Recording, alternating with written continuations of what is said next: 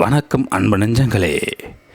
சாலையில் ஒருபுறம் இருந்து மறுபுறம் செல்ல இரு தாய்மார்கள் கைக்குழந்தையுடன் காத்து கொண்டிருக்கிறார்கள். அந்த வழியாக செல்ல வாகன ஓட்டிகளும் வாகனங்கள் நிறுத்த முன்வரவில்லை. இருப்பினும் அருகில் உள்ள ஒருவர் உதவ முன்வருகின்றார். அவர் யார் என்று பார்த்தால் சற்று மனநலம் பாதிக்கப்பட்டவர் போல் தெரிகிறது. இருப்பினும் தாய்மார்கள் அவரை நம்பி அவர் பின்னே வருகின்றார்கள். அந்த மனிதர் வாகனங்களை நிறுத்தும்படி செய்து அந்த இரு தாய்மார்களும் சாலை கடக்க உதவ செய்கிறார்.